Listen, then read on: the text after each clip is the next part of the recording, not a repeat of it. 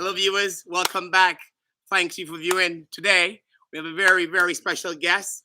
No other than Brian. Brian, welcome to the show. Thank you, man. Glad to be here, Mr. Marvelous. Thank you, thank you, thank you. So before we get started, a quick question for the viewers. So we've been talking about the Caribbean. Today, we're going to switch the topic to the U.S. What's the biggest or number one sport in America, the most popular sport in the U.S.? You have about 5 minutes before we give you the answer. All right, Brian, who you are and a little bit of background about yourself. Tell the viewers who you are. Brian Jones. I'm a college football analyst for CBS Sports. So during the football season, I'm up in New York making things up on television. Excellent. And I'm a former NFL linebacker. I don't look like it anymore. I'm all skinny because I work out with this guy. But I used to play pro football. I'm originally from Texas. Of course, living here in Florida now. But that's about it, man. I graduated from the University of Texas. I also attended school at UCLA. Is that the Longhorns? Yes, the Longhorns. Okay. Yes. I'm originally from Texas. Okay. Lubbock, Texas. L.A., Lubbock area. Sounds more metropolitan. Absolutely. But West Texas kid. And doing all right, man. Just living this Florida life, enjoying sunshine on a everyday basis, and meeting cool cats like this dude. Thank you, thank you. So yes, I do work with Brian. I do train Brian. Sometimes I'm easy on him. Some days I'm a bit tough on him. All depends. You never know when you walk in that center what you're gonna get. Right. So but it's always a fun time to train this former NFL player, and he's a leader in the community. That's why we're on the show. So he has lots of influence both on national TV and locally in the local community where we are right now. So your time is up for for your question. The answer is no other than American football.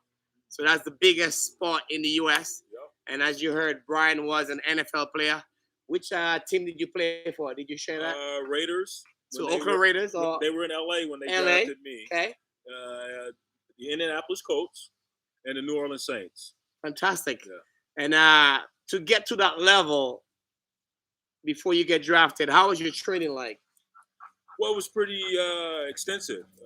Playing at a big school and playing big-time college football, you had a pretty arduous, extensive training, and you had a lot of resources to throw at the football program and at other programs as well. So in Texas, football is religion, and Texas, the University of Texas, used to be one of the more prominent teams and programs. They're on the way up again. Right. Over the last decade, they haven't played as well. Matter of fact, when I transferred from UCLA to the University of Texas, Texas was in a downturn, and we resurrected the program, got all the way up to number 3 in the nation. So the training was always important, and even going back to my high school days, my high school head coach, man, he'd have us over there at 5, 6 in the morning. 5 a.m. You're at that 5 in the morning training, and I would even go train with him some off days because I enjoyed it so much. But weightlifting and conditioning has been an integral part of my athletic career for a long, long time, even prior to my athletic career. I mean, going all the way back to Pee Wee or PE in elementary school. Right. Yeah. What position did you play mainly in? Growing up, I started playing organized football when I was 10. Okay. And I always played linebacker. Offensively, I played guard. Okay. I was on the offensive line, even though I wasn't big enough. But linebacker has always been in my DNA. Linebacker. And as a child, did you see yourself playing in the NFL? Was that your dream as a child, or? That was a dream. Okay. That was one of the dreams. I also wanted to be an actor. An actor? I studied acting, and I was horrible. But did you do live stage theater? Or? No, I did some theater in school. Okay. But it was mainly film. Okay. And I was in one television show on national TV. Oh man, The Big Easy. Big Easy. And it was filmed in New Orleans, so I got a part in that when I was playing for the New Orleans Saints. But I was a horrible thespian, so I had to give up the acting, man. I was bad. But I lived the dream. Correct. I got to do it to a lesser extent, and I lived the other dream of playing pro ball. You did. Yeah. So you had multiple dreams, but you achieved one dream. Yeah. And you're still young and healthy, so you never know. That could be in the cards for you in the future. Maybe if a director comes calling. Correct. Yeah, You never know. They might see you, I and might fit the mold. Yeah. one of the whoever somebody might call and say, "Hey, I need you." Life, you never know. We'll keep hope alive. Yeah. So, what's your hobbies now? That you're retired from NFL, and now what's your hobbies now? You know what? I love to travel. I love to play golf. You and I play golf, and Okay. you've seen my horrible game. But I enjoy playing golf. I enjoy being here at the house and hanging out with my dogs and sitting by the pool.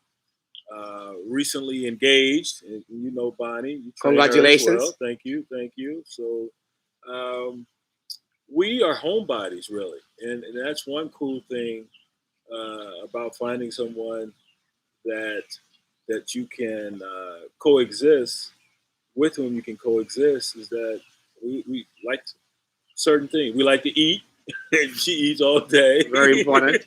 And I like to eat, and I watch a lot of sports now. This time of year, it's playoffs, basketball. I love baseball, even though my Yankees stink currently. Okay. So that's it, man. Just some traveling. Got some little side hustles I'm working on.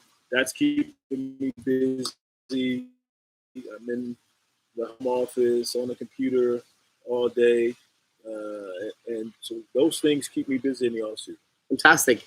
You could enlighten us on your education career, your path on your education. I graduated from University of Texas with a degree in corporate communication. Okay. And I have no idea what the hell that means. But corporate communication. Corporate communication. But Okay. I should be working for a big conglomerate, I guess. We're working in their PR division or communication division. But that's my degree.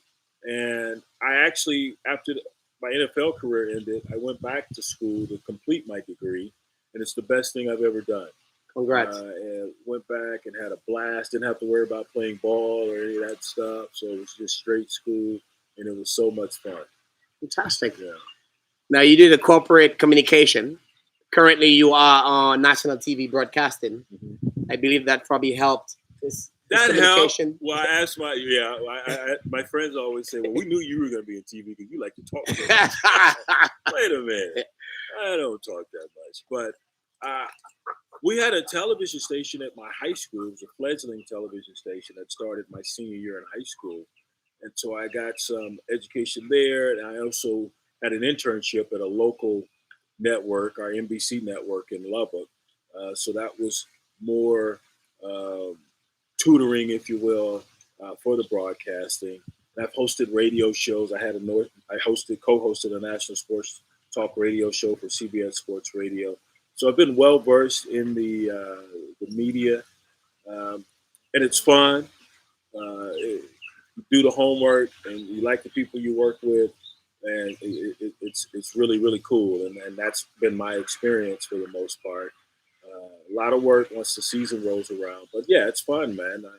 I've enjoyed it, and will continue. Fantastic. As a child, were you self-disciplined or you needed help, or what was your biggest inspiration to playing? Because you said that was one of your dreams. Did you see it on TV or? Yeah, I used to watch games with my grandma. The grandma, She was okay. a big football fan, and my motivation was not being poor anymore. Not being poor. Yeah, man. So it looks like you had a tough upbringing. Yeah, we grew up poor. We grew up on welfare and in the projects, and.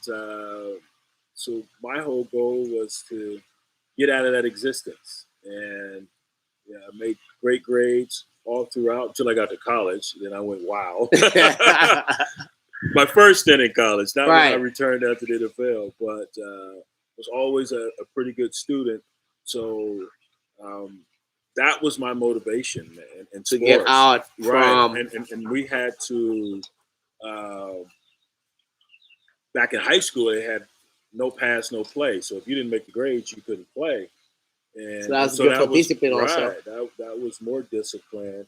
And yeah, just that hunger, watching guys and people you whose game you respected. Right. Wanting to emulate that and just so happened. Any particular player that you respected that you like? Well, played professionally. He Right. played for the team I disliked the most, the Pittsburgh Steelers, because they would always beat my Dallas Cowboys.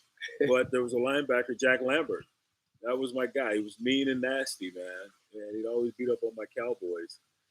So you wanted to emulate those guys and get to that type of stardom, and yeah, it worked out. It was fun. It was cool, and now what I do keeps me close to the game. Fantastic. Love it. And your specialty in broadcasting is college football. Yeah. So how's college football right now? The transition, I know athletes couldn't get paid, and now some are being paid. And what do you see the future of college athletes? It's called name, image, and likeness, and it allows these athletes to benefit from their production now instead of having to wait till they go pro. And the majority of them will not go pro. So I'm all for it. I've been a big advocate of name, image, and likeness. As far as paying them wholesale, I believe that's a bridge too far, and it'll probably not happen.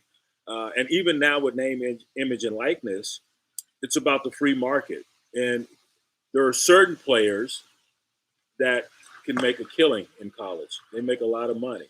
And there are others that don't. On average, these college athletes get about $2,000 in their name, image, or for name, image, and likeness. So it's not as if everyone in that locker room is benefiting. You have collectives who are supposed to be separate and apart from the universities, but we know they're not.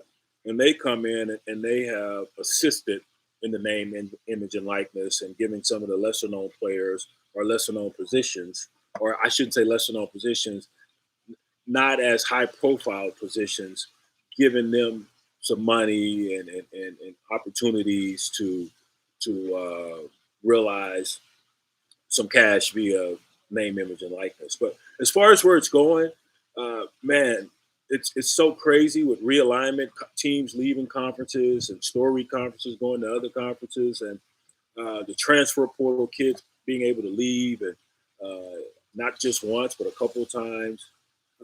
It's so uncertain, right? So I'd be hard pressed to tell you where it's going. I have no idea. I'm trying to keep up with all the changes that have occurred over the last 2 or 3 years. Now, do you see more in the future, more balance with teams like colleges, or should I say conferences? Because most of you might know, like the SEC is known to be a strong conference than compared to the Pac-12 or the Big Ten. We will see. It's interesting. My alma mater, Texas, they're heading to the SEC along with Oklahoma, our arch rival. Then you have UCLA and USC leaving the Pac-12, going to the Big Ten, which is just crazy in my estimation. But that's the way of the world now, and that's how big the money is from television rights in college sports or college football in particular. So will that create a more level playing field? I'm not so sure. I don't think so. But they are going to expand the playoff. It's going from 4 teams to 12 teams. So we'll see what happens with that new layout. But I think you're going to still have the Alabamas, the Georgias of the world that are the teams you will have to beat, the Clemsons. Hopefully my Longhorns get back in the mix. Ohio State, they're in the playoffs. It seems like every year, or if not every other year. Michigan has gotten in the last couple of years. So you've seen some other teams that are participating at a higher level. Fantastic. So let's get some predictions going for this coming up. Oh, heck no. Why not? That's the fun about it. No, it is May. No, it's May. I haven't looked at any research information. I won't start till June. Just go with your gut. July. Just go with your gut. We're going to watch that in the future. We're like, Texas. All right. Coco. So coming up the season, Texas. Let's see what happens. Coco. Yes. So as an NFL player, teamwork is very important. You've been on a team for a while, and normally, what's the most challenging thing being a team or being in a professional world? Getting everyone to pull in the same direction. And it's even more difficult, and you might find this hard to believe, it's even more difficult once you've had success. It's one of my favorite teammates, and he's a great player in his own right, and it's been a long time coach, college and NFL. Ken Norton Jr. used to always say, don't get soft with success. And that can really creep into a program. That's why it's so impressive to watch what Nick Saban's done at Alabama, what's happening at Georgia currently, what happened at Clemson with Dabo, Sweeney, their head coach.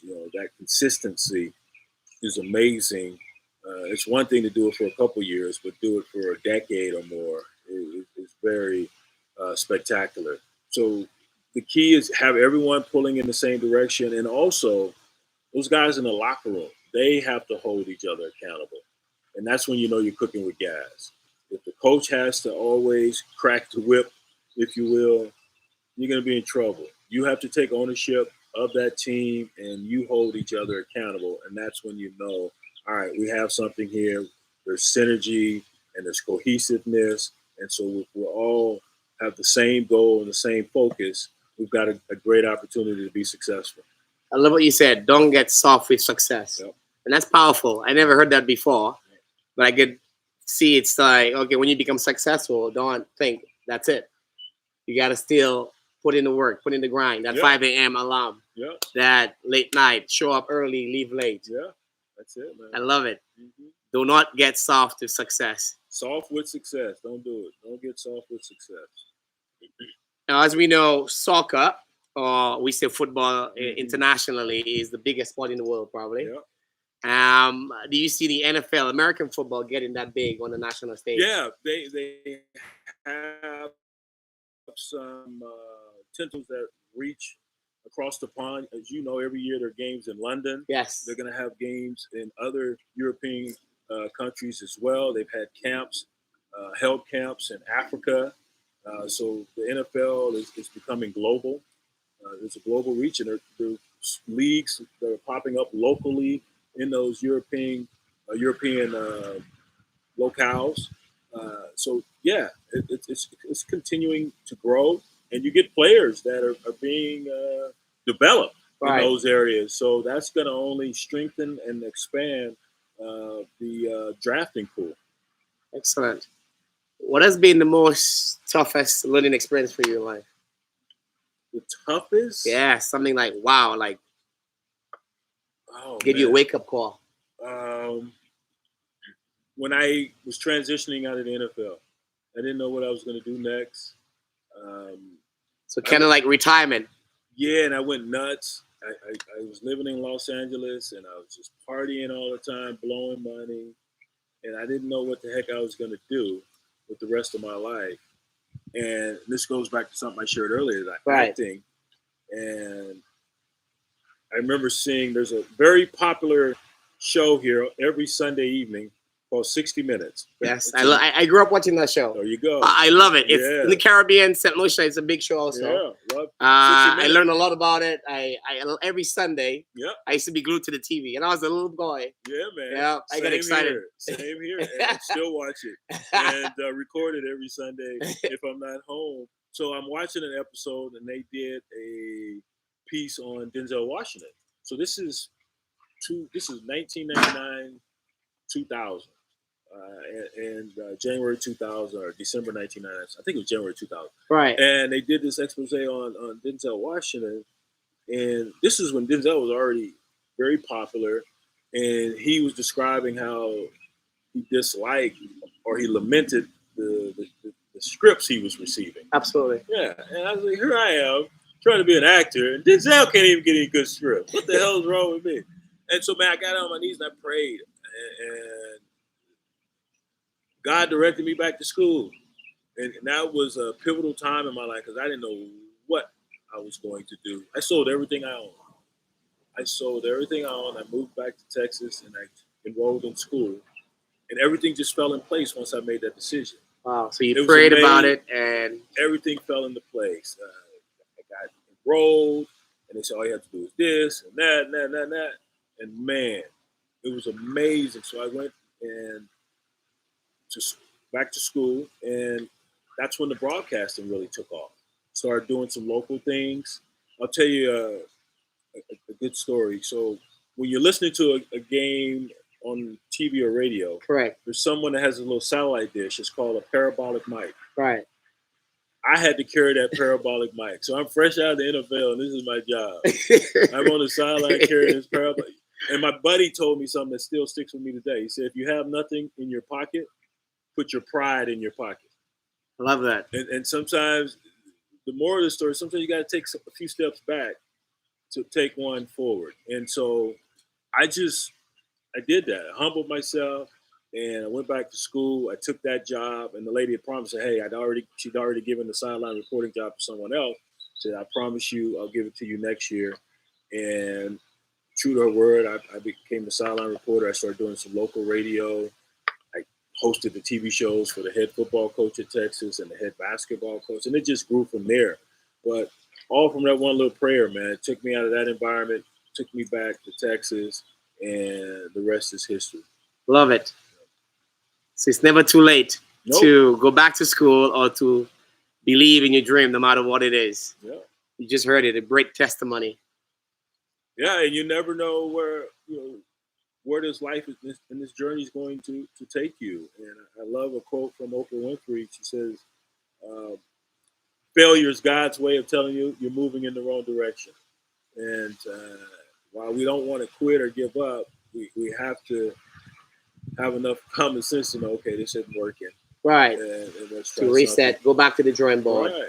Reset, exactly. Perfect term. I love it. Wellness, a very big topic nowadays. Mm-hmm. What do you think about the topic? Like, have you ever experienced going through mental? Bonnie and I were just discussing my old pictures. I look a fright. Oh.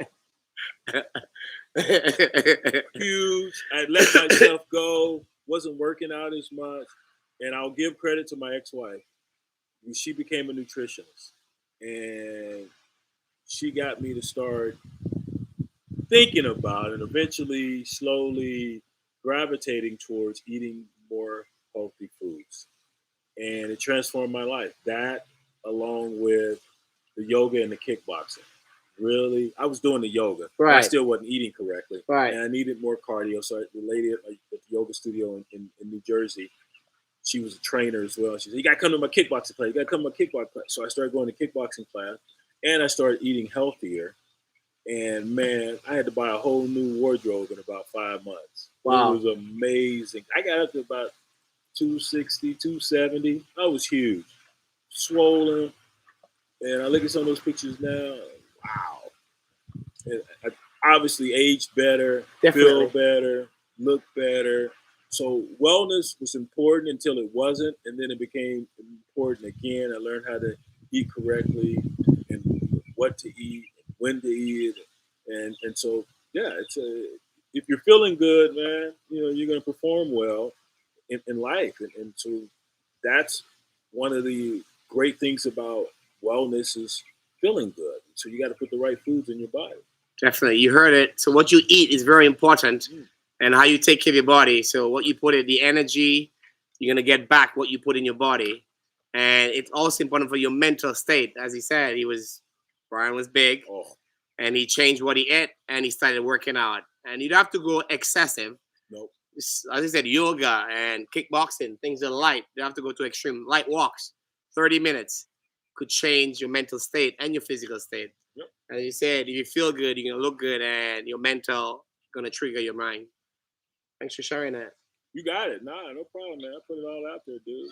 It's been life-saving for me. And I got used to eat. I made me a couple plant-based burgers last night and some vegan brioche buns, and it tastes good. You just have to get used to it. You have to train your taste buds or retrain them. Right. To like these new flavors and new foods, and you're not as bloated after you eat. That's the great thing, and you're not as lethargic. Because you would eat and you sit there. You know how we on Thanksgiving, right. We can do it on Thanksgiving and the holidays, but you can't do that every day, man. And you get nothing done, and you just turn your insides up. So, and as he said, Brian just said, the transition is never easy. You got to get used to it. Yep. So it's not just overnight, but over time. It's not like 5 days or 6 days or 1 month. You got to put in the time to see the change and to feel different. Got the beginning will be tough. Yeah, and there's some Impossible nuggets that I love. Chicken nuggets. They're incredible. They're incredible. I throw some hot sauce and ketchup on them just like I would some real chicken, and they're good. Now I'm gonna admit, every now and then I have my cheat days. It's usually on the weekend, and I'll go get me some fried chicken, or I'll go get me a burger or something. But So once in a while, you have a still, yes, and that's the human factor. yeah, Like nobody's perfect. right. So once in a while, you could have your cheat date or Mm-hmm. on food and whatever you indulge, but be careful. Yeah. Moderation. As you said, most things in life is moderation. I want some of his jerk chicken. Y'all need that. This dude can do some jerk chicken. He's good. Thank you. I'm gonna set it up. I did cook some jerk chicken for Brian, and he loved it. Oh And yeah. so I do love cooking, if you don't know, and Brian loved to eat, so it's perfect. What about who you surround yourself with? Is that important to your success? Your surroundings. Yes. Oh man, your network, your inner circle.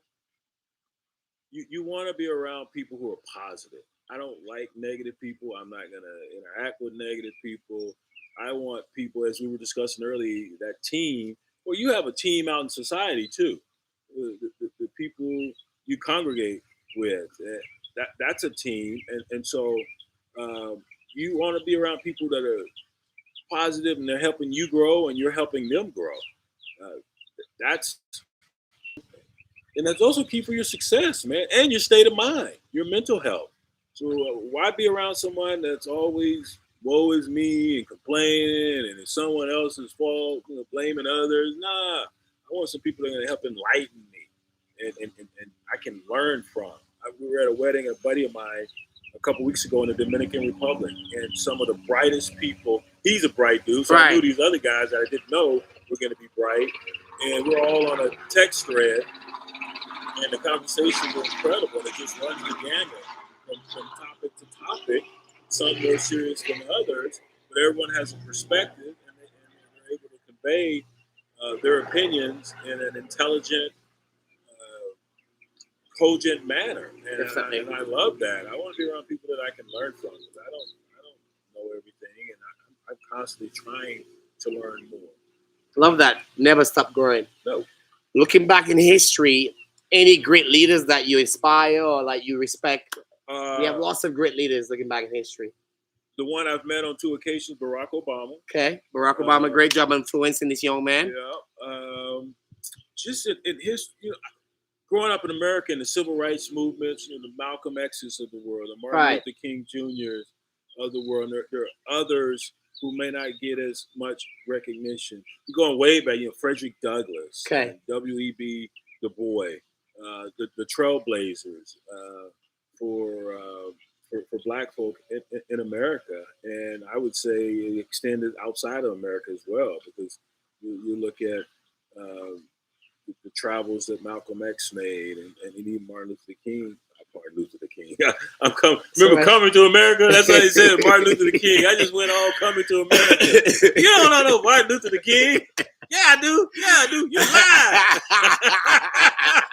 That movie got me again. Coming to America, great movie. Martin Luther King. My best scene was like, I'm going to Queens to find me a queen. Where should we go? Queens. To be loved. Oh, what a feeling. Brilliant. It was excellent, man. So there have been some. Nelson Mandela, what were you thinking of? Gosh. Nelson Mandela was tremendous. And you're talking about a compassionate human being. And he went through a lot. A forgiving human being. To go through what he went through and to come out and have no revenge whatsoever on his heart. Amazing. Very, very amazing and inspiring for him to endure definitely the horrible treatment and yet come out, and he ends up leading that nation. What a wonderful testament to how God works. It is. You would never in a million years think that this dude's been locked up 20-something, 30 years, and the way he was treated would come out and one day lead this country that's been built upon, was built on apartheid, and yet he is the leader. Amazing. Brilliant mind, brilliant. Yeah. Like he. And there too many to Absolutely, name here, there is. man. Yeah, we And could go Mahatma Gandhi and all the rest. Yeah. you could go a lot of different ways. If you had the power to change anything in the world, what would that be? Oh wow. Just one topic. I know you could change thousands of stuff, but one thing that's close to your heart, like something that's on top of your list that comes to mind, like, yes, I would just change this. I would change how we view race, because it's such a waste of time. None of us had anything or no control over how we come into this world. So why does it play such a pivotal role in our society?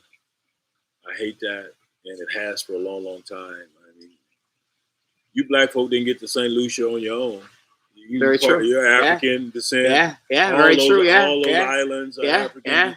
Africans were dropped off there to Yes. work in the fields as they were here yeah. as well. So, man, I just changed how we view race and how we treat each other.